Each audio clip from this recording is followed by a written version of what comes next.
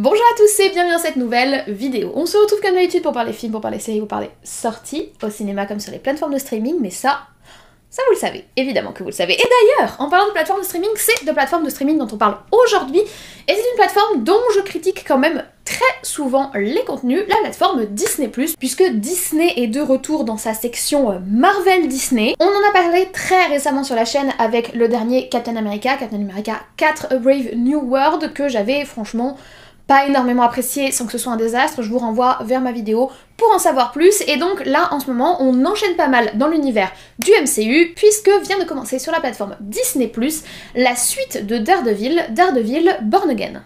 Est-ce que j'attendais la série avec impatience? Honnêtement non, parce que j'étais très inquiète de ce qu'ils allaient faire du personnage de Daredevil qui était apparu dans She-Hulk, et je n'avais pas aimé le ton et le regard qu'ils avaient proposé sur le personnage dans She-Hulk, et j'étais très inquiète de retrouver ce ton-là et ce regard-là dans c'est pas vraiment un reboot, cette suite de la série qu'on a connue il y a quelques années sur Netflix et que personnellement j'avais apprécié. Donc je préférais ne pas avoir trop d'attentes et je m'étais dit que voilà, je regarderais les épisodes à l'occasion.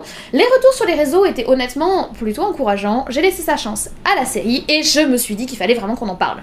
Du coup, installez-vous confortablement, ça à vous un grand verre d'eau ou un café. Moi, malheureusement, j'ai fini le mien. N'oubliez pas de laisser un petit like et un petit commentaire, un petit coucou juste en dessous pour aider à référencer la vidéo. Et nous on se retrouve juste après le générique pour parler de tout ça.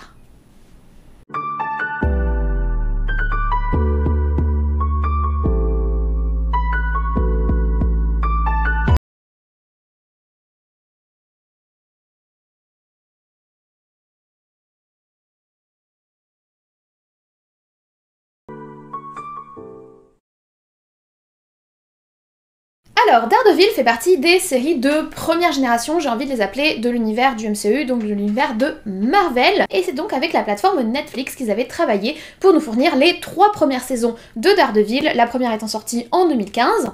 Oui, ça commence à dater déjà.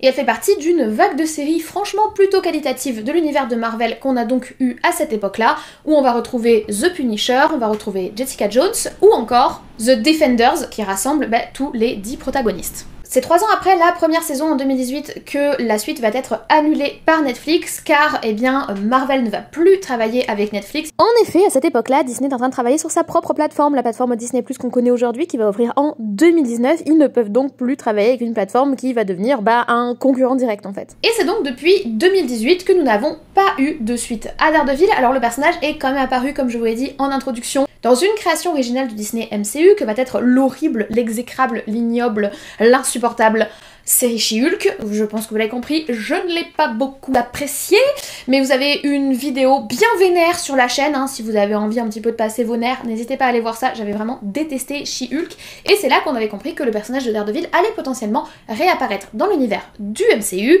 mais sous une nouvelle plume, pour le coup plutôt inquiétante. Le personnage de Matt Murdock, donc l'identité réelle de Daredevil, qui est son identité de justicier, n'est pas le seul à être apparu dans des nouvelles productions du Marvel Cinematic Universe.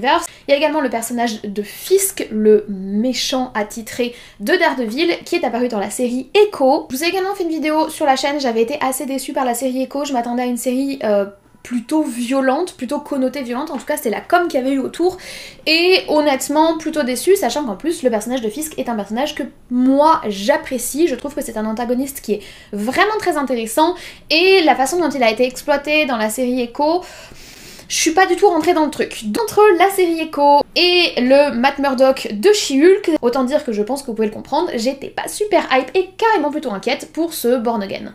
Alors, Daredevil Born Again, c'est la 12e série développée par le Marvel Cinematic Universe, le Marvel Studio. Oui, c'est énorme. Enfin, franchement, je me m'étais pas rendu compte à quel point on en était. Ce sera donc la saison 4 de Daredevil. Ce n'est pas un reboot comme moi j'ai pu le croire au début, c'est vraiment une suite des précédentes saisons et des précédents épisodes. On retrouve d'ailleurs le même casting pour mon plus grand plaisir parce que honnêtement, le casting de Charlie Cox pour Daredevil, donc pour Matt Murdock, je trouve qu'il est absolument parfait. Le casting de Fisk aussi, enfin le casting d'énormément de personnages fonctionne énormément. Alors c'est probablement parce que j'ai aimé la série Netflix, mais je trouve que c'est vraiment un casting qu'il ne fallait pas changer. Je suis absolument ravie qu'ils aient choisi de conserver les acteurs. Cette nouvelle saison devrait compter 9 épisodes et les 2 premiers épisodes sont donc sortis le 4 mars 2025.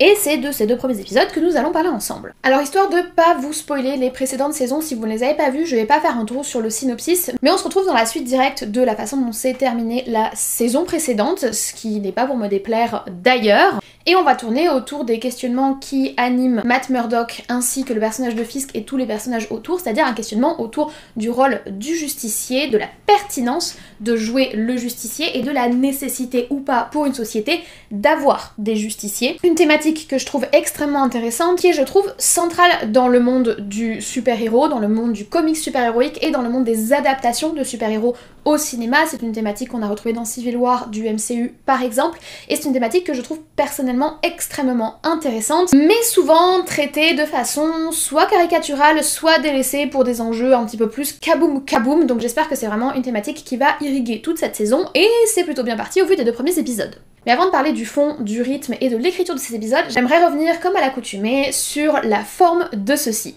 Honnêtement, je suis très contente. C'est sombre à souhait, c'est violent, c'est noir, c'est déprimant et j'aime ça.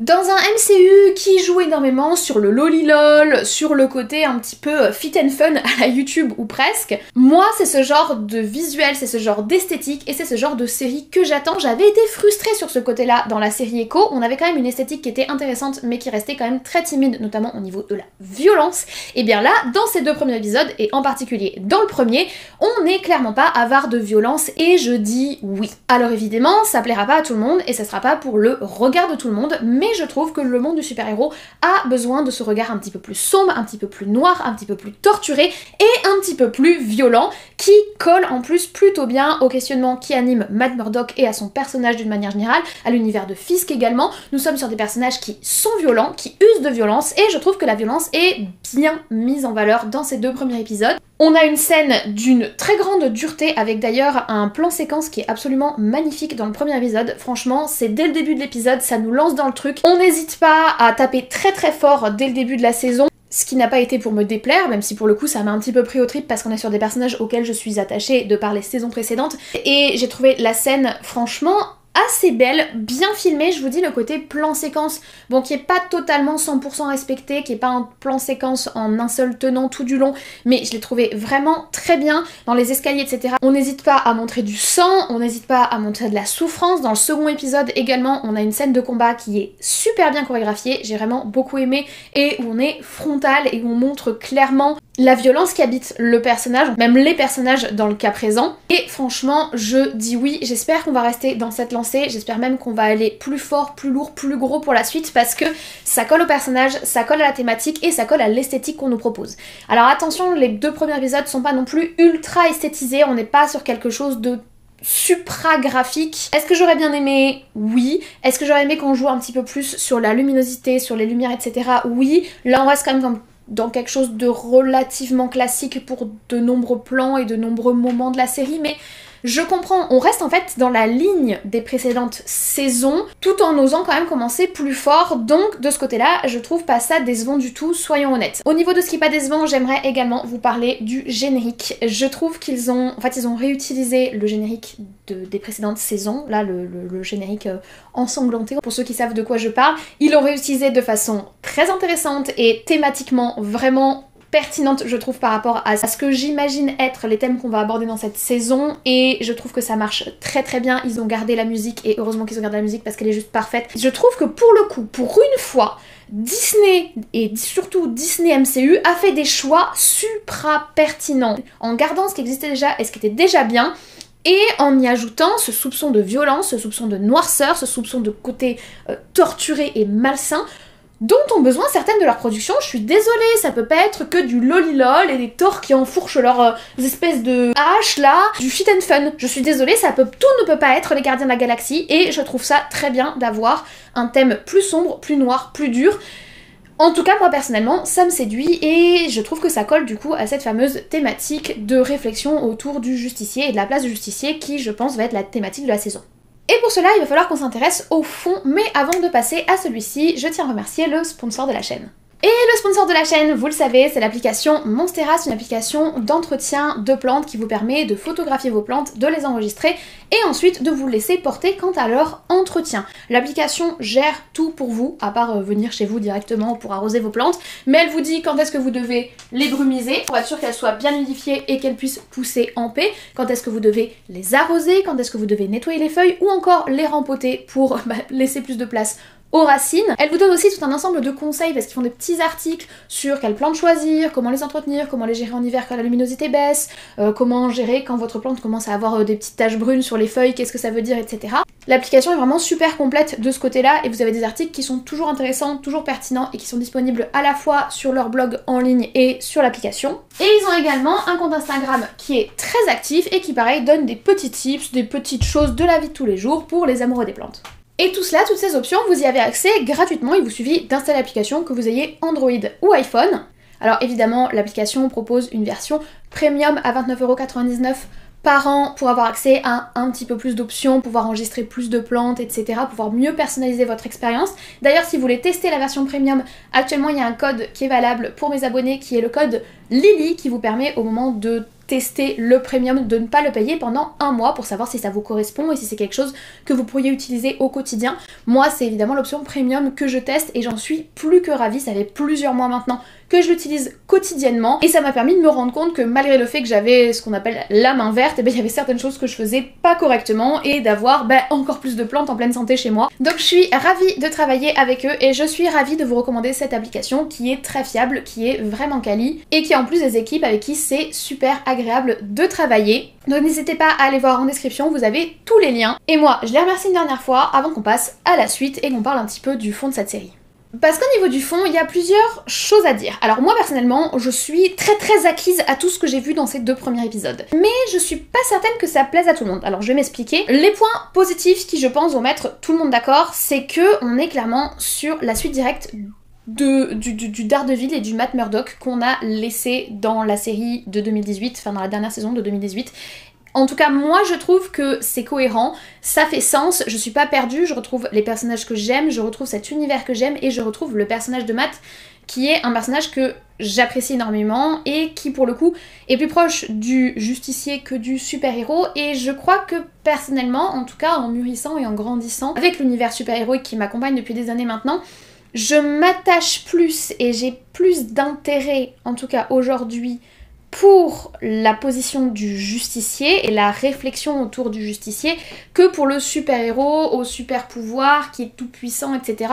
Même si c'est quelque chose que je continue à apprécier, c'est vrai que j'y trouve un plus grand intérêt intellectuel, on va dire ça comme ça, et honnêtement ça m'a fait hyper plaisir de retrouver Matt Murdock que je trouve vraiment très intéressant, très attachant en tant que personnage parce que c'est un personnage qui a une morale dans laquelle je trouve on peut se projeter et là la position dans laquelle on le met dès ce début de saison c'est quelque chose que sans le savoir j'avais envie de voir, cette colère, cette rage dans laquelle le scénario vient le positionner dans ce début de saison, je le trouve super intéressant. Ce que je trouve également super intéressant et qui je pense va beaucoup plus diviser, c'est le choix qu'ils ont fait pour le personnage de Fisk. Donc le personnage du Caïd qui n'est plus le Caïd, en tout cas je n'en ai pas l'impression, c'est pas le Caïd que j'ai retrouvé dans cette nouvelle saison, c'est le personnage de Fisk lui-même en fait, et je trouve que ce qu'il propose, tout en faisant un écho clairement pas discret à l'actualité, mais c'est très intéressant, et bien je trouve que ce qui se propose autour de Fisk, la façon dont il nous montre Fisk, en lien avec ce qu'on a vu dans Echo, ils en font un personnage beaucoup plus moralement gris, et beaucoup plus gris que ce qu'on a pu connaître, donc que l'image qu'on peut en avoir, et je trouve ça honnêtement super intéressant.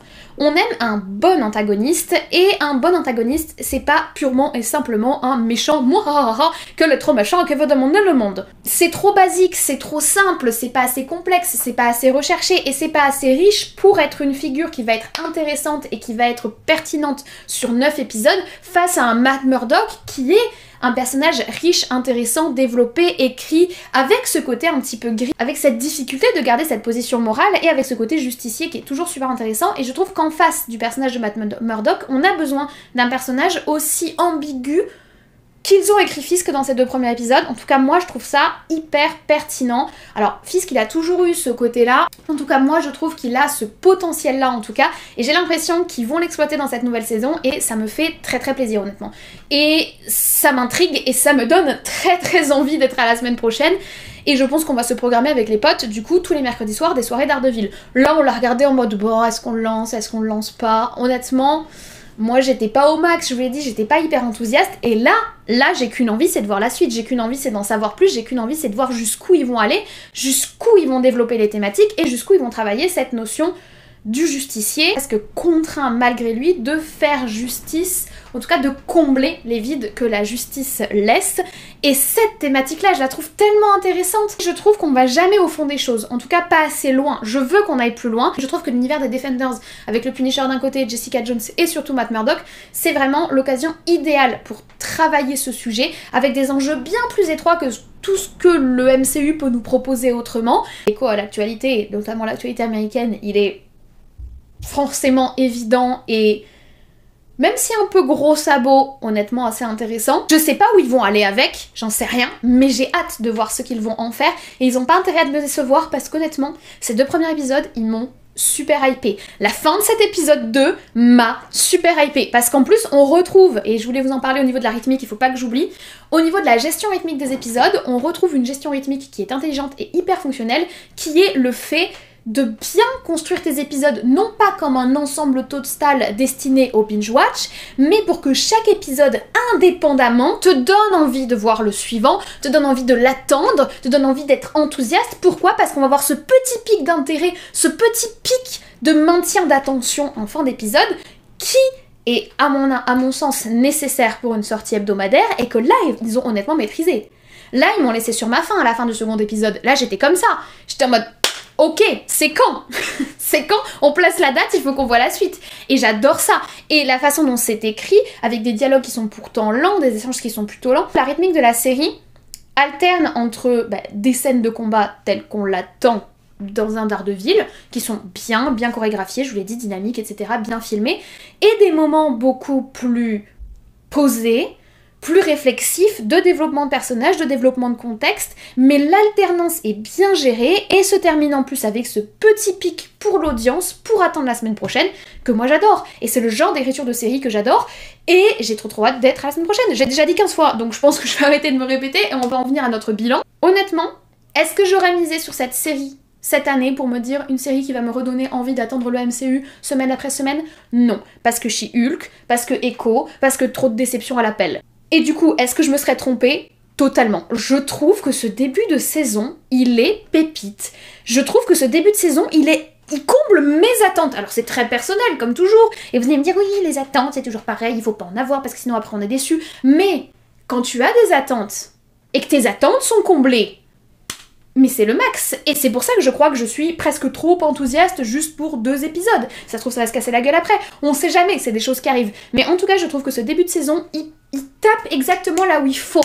Le côté sombre, le côté violent, le fait de conserver tout le positif des 3 premières saisons, de pas changer le ton, de pas aller trop loin dans un truc le lilol, gna gna qu'on n'en peut plus. De faire le deuil de She-Hulk, de venir nous intriguer avec ce Fisk qui est différent de celui qu'on a connu et qui n'est pas le caïd ultra violent tel qu'on peut se l'imaginer. De venir nous questionner sur un Matt Murdock qui doute de lui et qui va se retrouver confronté à quelque chose qu'il n'a pas eu à gérer jusqu'alors. Tout ça, je trouve ça super intelligent et super pertinent, et Marvel, merci. On est toujours très prompte à critiquer le Marvel Studio, on est toujours très prompte à critiquer le travail de Disney, et ben là, sur ces 2 premiers épisodes, je suis désolée, ils me donnent envie. Ils me donnent envie, ils me font même plaisir. Ils me font plaisir dans les choix qu'ils ont fait, et donc oui, comme je l'ai déjà dit 15 fois, ça me donne très hâte d'être à la semaine prochaine, et à la semaine d'après, et à la semaine encore d'après, pour peut-être avoir encore une fois, parce qu'on a pu avoir du Loki par exemple ces dernières années qui était très bien et très à la hauteur, mais pour peut-être ajouter aux très bonnes saisons qu'on a pu avoir dans le MCU, une nouvelle qui me donnerait enfin un petit peu plus de saveur que le MCU déprimant ou fade qu'on a ces derniers temps. Et oui, je remets sur ma table ma déception suite au dernier Captain America. Et donc pour ceux qui me poseraient la question, est-ce que je vous recommande de laisser sa chance à ce début de saison de Daredevil si vous voulez le suivre toutes les semaines? Eh bien oui, alors évidemment je reviendrai par ici pour vous donner mon avis en fin de saison, voire même peut-être pour certains épisodes s'ils me marquent particulièrement. Ce serait cool qu'on puisse suivre ça ensemble, mais je peux pas encore vous dire si toute la saison vaut le coup. Par contre, est-ce que ce début de saison m'a mis en appétit? Oui, et si vous avez apprécié la série Netflix, je pense que vous apprécierez ce début de saison, qui est loin d'être la déception que je pensais que ça allait être. Et rien que ça me met en joie. Voilà, je vous remercie d'avoir suivi cette vidéo sur Daredevil Born Again jusqu'au bout, j'espère que vous l'avez apprécié. Moi je suis très contente de dire du bien du Marvel Cinematic Universe parce que on parle souvent de ce qu'a représenté le MCU pour moi il y a quelques années de cela, mais ma chaîne n'était pas encore ouverte et depuis que j'ai ouvert ma chaîne c'est que du MCU caca-meumeux. Ou du MCU qui me fait des petits pics de hype, genre Loki par exemple, et qui finalement ne mène pas à grand chose. Évidemment ça peut être encore une fois le cas, mais ça me fait quand même plaisir de dire du bien d'un univers que j'ai su apprécier et plus qu'apprécier, et pour lequel je ne prends pas plaisir à dire du mal, même si vous prenez le plaisir à me voir râler, et je le sais. Donc voilà pour mon avis sur ces deux premiers épisodes de Daredevil Born Again. J'espère que vous avez passé un bon moment sur cette vidéo. N'hésitez pas à la récompenser d'un petit like, n'hésitez pas à me laisser en commentaire votre avis sur ce début de saison, votre avis sur les précédentes saisons. Dites-moi si vous avez vu Daredevil, la série Netflix ou pas. Si vous ne l'avez jamais vu, je vous la recommande. C'est franchement très très qualitatif. C'était la bonne époque, vraiment c'était la bonne époque. Defenders, Jessica Jones, le Punisher, c'était la bonne époque. Et puis Matt Murdock, évidemment. Si vous n'êtes pas encore abonné, c'est en dessous, c'est gratuit, ça fait plaisir. Ça vous permettra de suivre les actualités de la chaîne, de suivre du coup mon avis sur cette fin de saison quand elle sera arrivée, et puis de suivre un peu tout. On parle actualité cinéma, on parle actualité plateforme. Je vous fais des petits sondages chaque semaine pour savoir ce que vous allez voir au cinéma, histoire de me donner une idée et de prendre un petit peu la température des sorties. Bref, vous pouvez suivre tout ça sur la chaîne. Activez la cloche si vous voulez être au courant quand quelque chose sort. Et moi je ne vous en veux pas plus, je vous souhaite une très bonne journée, une très bonne semaine et de très très bons visionnages. Du coup, peut-être les 2 épisodes de Daredevil. D'ici la prochaine vidéo, prenez soin de vous, je vais essayer d'en faire de même et on se dit comme toujours, à très très vite.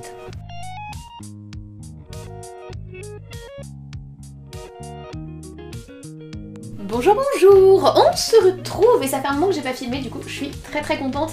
Honnêtement j'ai passé ces derniers jours à hésiter à filmer parce qu'en ce moment c'est big vent d'automne chez moi, donc il y a du bruit. C'est la première fois qu'on a une phase de vent d'automne aussi violente d'ailleurs depuis que j'habite dans le nouvel appartement, et depuis longtemps, ça doit faire plusieurs années que j'ai pas eu un truc pareil.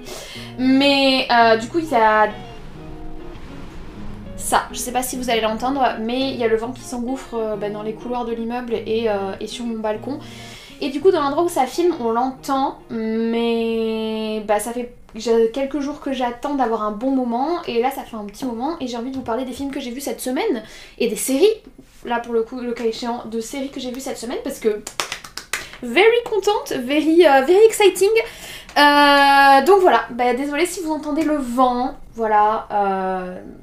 Si vous avez des idées sur comment se débarrasser de ce genre de bruit de fond, c'est même pas un bruit de fond parce que ça s'entend. Dans ma dernière vidéo, on m'a fait remarquer qu'on entendait de temps en temps les petits coups de marteau que mon voisin était en train de mettre pendant que je filmais, mais j'avais pas d'autre timing pour filmer. Et j'ai beau vous l'expliquer en post-générique, il y en a qui écoutent pas les chaînes post-génériques, donc j'ai eu des commentaires pour me dire que voilà, qu'il fallait améliorer le son. C'est la nouvelle installation, c'est le nouveau bureau, j'ai quand même un Blue Yeti pour enregistrer le son. Normalement le Blue Yeti c'est déjà très performant. Par contre oui c'est du son atmosphérique, je crois pas que ce soit du son directionnel, j'y connais rien, je vous avoue c'est pas du tout mon domaine. Donc jusqu'à maintenant avec le Blue Yeti j'avais jamais de problème et vous m'aviez jamais dit que le son était pas à la hauteur, mais là en tout cas voilà, il va y avoir peut-être potentiellement des bruits de vent, je ne sais pas. On verra au montage, mais j'avais quand même envie de vous parler de Daredevil qui est donc Born Again, la nouvelle, enfin la suite de la précédente série Daredevil, parce que oulala, on râle sur Marvel, on râle sur Disney, mais il y a des fois où il faut pas râler, et vous savez parce que vous avez vu la vidéo, là on râle pas, là on est enthousiaste, là on a hâte d'être à la semaine prochaine, donc j'avais envie d'en parler avec vous, je ne vous en dis pas plus, enfin je vous en dis pas plus, si là vous êtes à la fin de la vidéo, mais moi je suis pas encore à la fin de la vidéo, on est à l'échauffement, j'ai déjà fini mon café, donc il n'y aura pas de café, j'ai pas le temps d'en refaire un, et j'ai pas envie d'en refaire un, donc voilà, let's go. Oui c'est énorme, comme ma planète. J'ai acheté la 63e la semaine dernière. Franchement, je trouve que ils ont fait des choix. Si c'est plus pour les films que je dois être hypée, mais pour les séries, eh bien ce sera pour les séries, c'est pas grave. Walou walou, c'est fini. Et quelle heure il est? Parce que nous avons un match à aller voir. J'ai choqué les gens, je crois, sur Instagram, quand ils ont découvert que je suivais le rugby. Alors je suis Attention, je suis une amatrice, je ne maîtrise pas mon sujet. Mais j'ai des potes qui m'ont fait découvrir l'univers du rugby il y a quelques années de cela maintenant. Et plus le temps passe, et plus je trouve ça intéressant. Et donc je suis les matchs avec application en cette période. Et là cet après-midi nous avons un match qui s'annonce très très bon puisque nous avons un match France-Irlande, donc je vais pas traîner. Je vous laisse, moi je vais aller voir Antoine jouer. Je vais aller voir la France gagner parce qu'ils ont intérêt à gagner et on se retrouve pour la prochaine vidéo.